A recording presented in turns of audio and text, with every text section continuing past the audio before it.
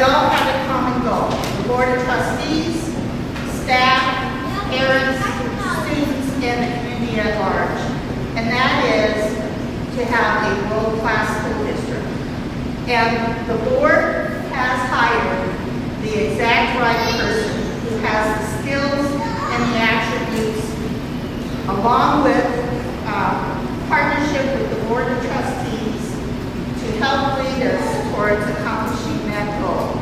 So it is a great honor and very excited to introduce to you tonight our new superintendent, Dr. Heath Morrison.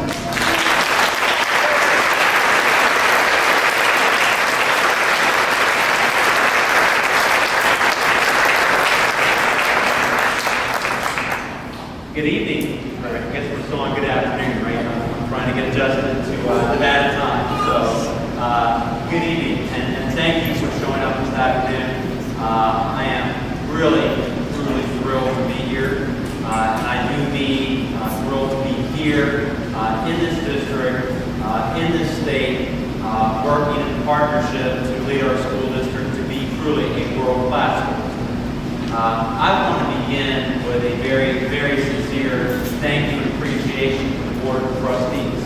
As I said this morning when I had a very wonderful welcome and news conference at the school district office, one of the questions I get asked most frequently is, why Washoe County? Why Nevada? And I can tell you that a huge part of that was the 7 trustees. And it was very important for me to really believe that when a school district, because everybody says we want to be a great school district, everybody says we want to do excellent things for students, but as a superintendent, you've got to have a great partnership with your Board of Education. And so as I got the phone call and said, would you be interested, and I started to do a lot of research, what I came to find out about the 7 members of this Board of Trustees is they are very different in many ways, but there are 2 things that unite them and really attract me to want to come.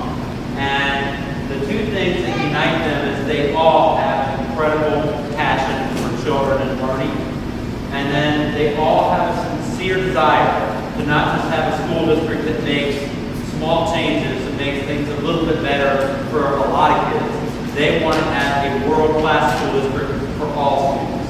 And I really believe that. And the thing that was outstanding for me was when I came out for the interview back in June, was it wasn't just the trustees that felt that way, it was the entire Washoe community. And everywhere I went, everybody I talked to, everybody was very realistic about where the school district is, very much focused on celebrating the things that it was doing well, but also very much realizing that there needs to be changes to go to that next level. And very much committed to doing that in partnership and collaboration. And I felt that from the employees, I felt that from business leaders, I felt that from faith-based committee members and civic leaders that I was able to speak with, parents and students. And so that's why I am, the other question I was asked is, are you excited? And I have not stopped smiling since I left the data from my initial interviews. And I really felt no matter whether it went my way or it went a different way, I was a better person and a better leader and a better educator for my time that I spent in Washoe County. But I have to be honest, when I get the phone call from Barbara saying that I was going to be the selection, as I said, I just had a smile on my face.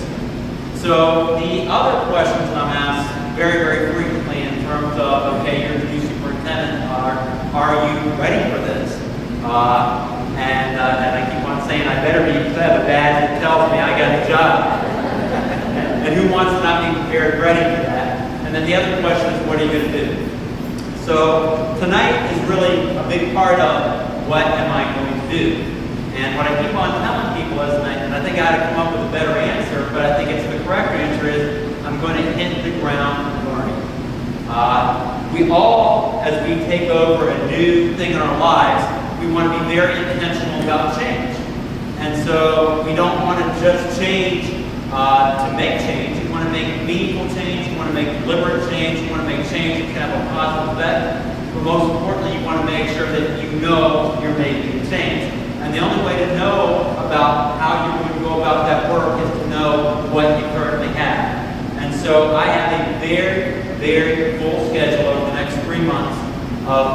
this out to every single school in this district.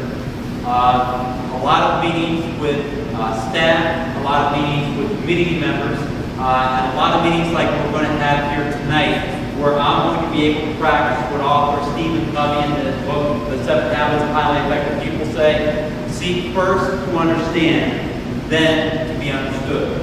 I will do a better job of leading this district. I will do a far better job of recommending suggestions and ideas to the Board of Trustees if I am listening actively to the voices that are parents, to students, to teachers, to people that support teachers in our schools, to principals, and all the people that care so deeply about public education in our district.